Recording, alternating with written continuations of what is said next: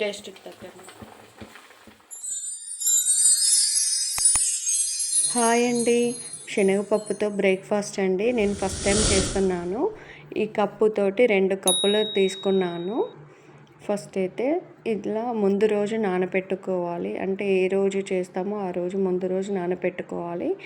లేదంటే 8 అవర్స్ అయినా నానబెట్టుకోవచ్చు. నేను సూపర్ మార్కెట్ నుండి తీసుకురాగానే ఇలా వేయించుకుంటానండి. వేయించుకుంటే పురుగు పట్టకుండా ఉంటుంది. ఎన్ని రోజులైనా బాగుంటాయి పప్పు. ఇలా ముందు రోజు నానబెట్టుకొని నెక్స్ట్ డే వాటర్ వంచేసి ఇలా చూసుకోవాలి. అంటే శనగపప్పు సాఫ్ట్గా అయిందా లేదా అనేసి చెక్ చేసుకోవాలి. మళ్ళీ ఒకసారి చూపిస్తున్నానండి. ఇలా చూడండి, మధ్యలో నొక్కితే కట్ అవ్వాలి. శనగపప్పు అంత సాఫ్ట్గా అవ్వాలి. మిక్సీ జార్ తీసుకొని అందులో మెత్తగా వచ్చేదాకా మిక్సీ పట్టుకోవాలి. వాటర్ అయితే తీసుకోవద్దు, వాటర్ మొత్తం వంపేయాలి. కొంచెం పొడి పొడిగా ఉండేటట్టే ఉండాలి. మరి పెసరు గారెలు చేసుకునేటట్టుగా మెత్తగా ఉండకూడదండి. ఇది కొంచెం 2 గుప్పలు తీసి పక్కకు పెట్టుకున్నాను. ఎందుకంటే మధ్య మధ్యలో కొంచెం క్రంచీగా తాగితే బాగుంటుంది పప్పు అనేసి 2 గుప్పలు తీసి అయితే నేను పక్కకు పెట్టుకున్నాను.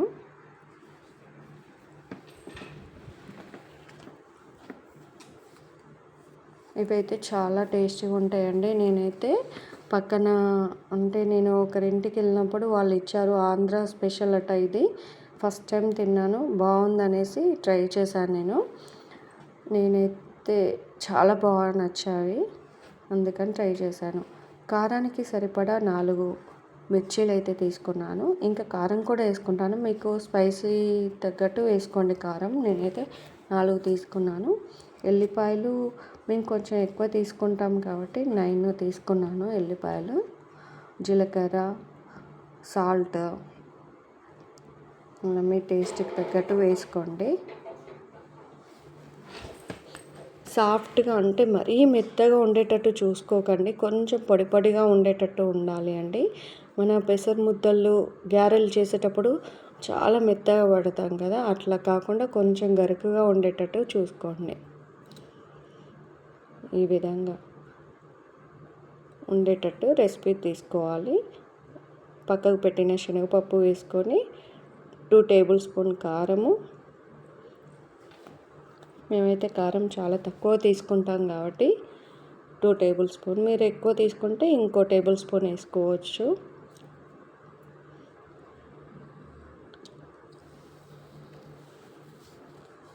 కరివేపాకు, కొత్తిమీర, మీకు కావాలంటే ఆనియన్స్ కూడా వేసుకోవచ్చు. నేను ఆనియన్ వేసుకోలేదు.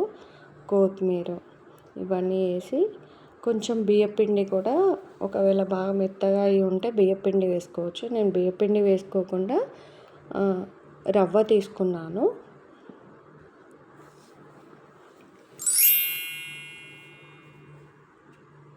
నేను రవ్వ తీసుకున్నాను ఎందుకనంటే కొంచెం మెత్తగా అనిపించింది, అందుకనేసి కొంచెం రవ్వ తీసుకున్నాను. మీరైతే బియ్యపిండి ఉంటే తీసుకోవచ్చండి. బాగా పొడి పొడిగా ఉంటే కొంచెం వాటర్ అయినా చల్లుకోండి, మరీ ఎక్కువ చల్లుకోకండి, కొంచెం లైట్గా చల్లుకోండి. ఇలా ముద్దకు ఇట్లా రౌండ్గా చేస్తే ఇలా ముద్దగా రావాలి. మనకు వడ టైప్గా వస్తే ఓకే, ఇదైతే పిండి ఓకేనండి, సెట్ అయినట్టు. ఆయిల్ తీసుకొని కడాయి తీసుకొని ఆయిల్ పోయాలి.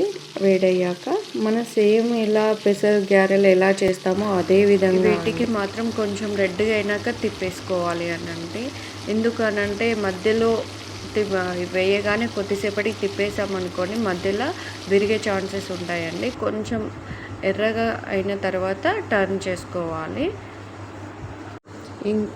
ఇంకోసారి వేసి చూపిస్తాను చూడండి, ఇలా వేయాలి. రెండు కూడా వేసి చూసి కొంచెం రెడ్డిష్ అయ్యాక టర్న్ చేసుకోవాలి. ఈ విధంగా మీరు తప్పకుండా ట్రై చేయండి. ఒకవేళ చూసే ఉంటే ఎవరికైనా షేర్ చేయండి. ఇవైతే చాలా చాలా బాగున్నాయి.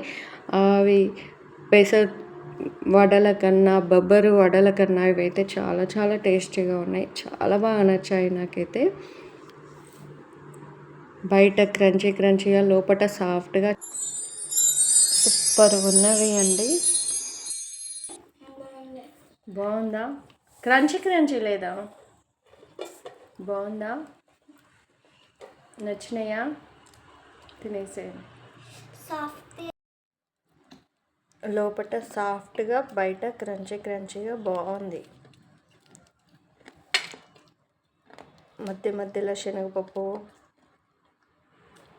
ఓకేనండి, థ్యాంక్ యూ, బాయ్ బాయ్.